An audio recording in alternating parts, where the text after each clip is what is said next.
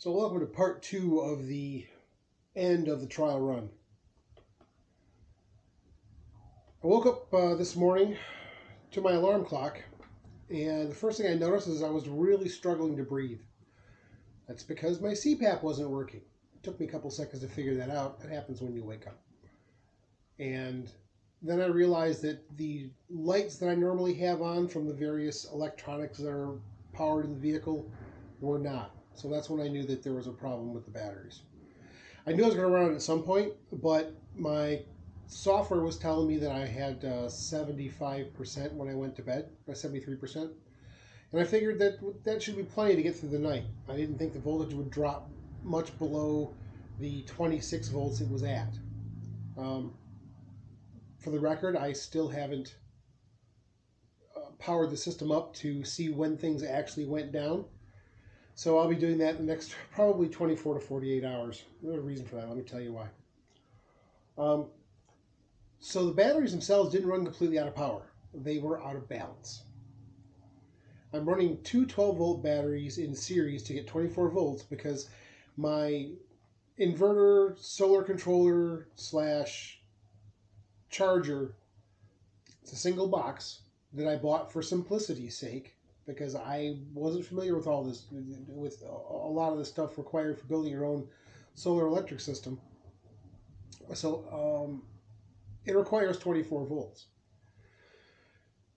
During the night, the charge on one of the batteries dropped to 9.6 volts, which was enough for it to shut off the inverter charger controller.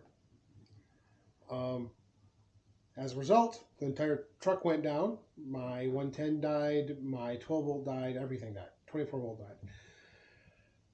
This is the second time this has happened. It happened previously once before when one of the batteries got out of balance. Interestingly enough, a different battery, and the BMS shut it down, which is what it's supposed to do to keep from damaging the battery. That didn't happen in this case. The battery just went down to 9.6 volts, which dropped the overall voltage well below 24, and it shut the system down.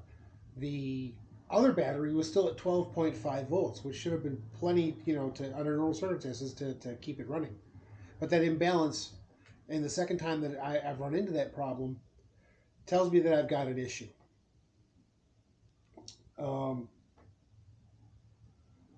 So, as I said, the choice to use 24 volt in the truck was because of some suggestions that I read that led me to believe I could use a lighter gauge wire because the 24 volt has lower amperage, lower requirements for wire transmission, etc., etc. I can't explain the physics or the chemistry of it. I can't, and I won't. Period. Having said that, I think that that's now no longer a useful solution. Now, one of the problems with running 24 volt is that I can't charge from my truck's alternator, from my camper's alternator, because the truck is 12 volt, the alternator is 12 volt, the battery bank is 24 volts. You can't charge from 12 to 24 unless you get a step-up converter, or which are notoriously inefficient, or put a 24 volt alternator on the vehicle. So that's a problem I've been struggling with, and I've been considering getting that 24 volt alternator. So I can't charge from the truck. And I was at the point this morning where I was going to drop a significant amount of money. You can look them up if you want, on replacing my 12 volt batteries with 24 volt batteries. And I was going to grab two of them with 200 amps each, which would have given me a whopping 400 amp hours rather.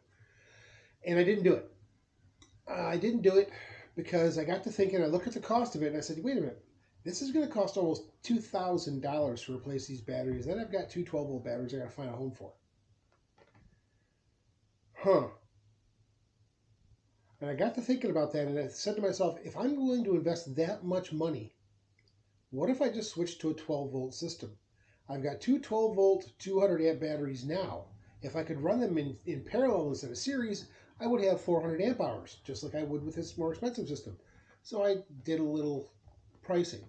And the solution I came up with is it's actually going to be cheaper to switch the entire truck to 12 volt than it would be to replace my two 12 volt batteries with 24 volt batteries to match them. So as a result, I jumped on Amazon. I bought myself a new Victron battery charger, 12 volt battery charger, 30 amp, which makes sense because I've got a 30 amp plug on the truck. So that would enable me to actually use some of the power that I want to use. It's also got a 30 amp fuse, so it just makes sense. A new charge controller, also Victron, also Bluetooth enabled, so I can manage it right from my phone, and a Victron what do they call it? Auto shunt, which is just a battery monitor. It should monitor the health of my batteries because my batteries aren't smart batteries. I can't see what their voltage looks like all the time. I rely on the controller to do that. So purchased all those and then realized that I do have one piece of 24 volt equipment on the truck because all of my lighting will do either 12 or 24 volt, right? My USB chargers will do 12 or 24 volt. They'll do either. They don't care. But the dimmer that I have for the overhead lights is 24 volts only. So I'm going to have to replace that. That is such a minor thing. It's either that or I run a step-down converter. I don't think I'm going to need to do that. So the fastest, simplest swap in at this point is this new Victron setup, which Victron is a well-known brand. It's clearly going to cost me more than my original MPPT or my MPP solar box, but I think long term it's going to be a much better investment because I'll be able to use 12 volt and I will be able to now run some cabling and charge directly from the truck alternator, which gives me a lot more range. It lets me charge the battery when I'm driving. So that's the plan. It'll all be here sometime Saturday, so I've got a couple of days to strip out all the old gear. In the meantime, I am currently recharging the batteries using a smart charger.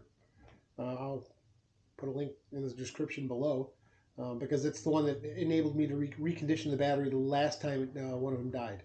When the BMS shut it down, I was getting no voltage off it at all. I had to use a special charger in order to get it fired back up, which I probably should have filmed, but I was in a big panic at the time. But this is taking its time to charge.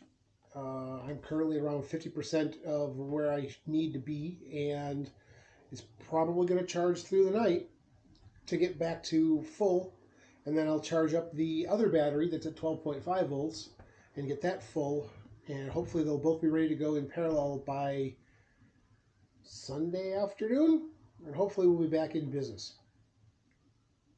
Talk to you soon, probably Sunday. Hours of research, and I still picked the wrong thing. Oh, it's an expensive way to do engineering. Maybe I should build rockets instead.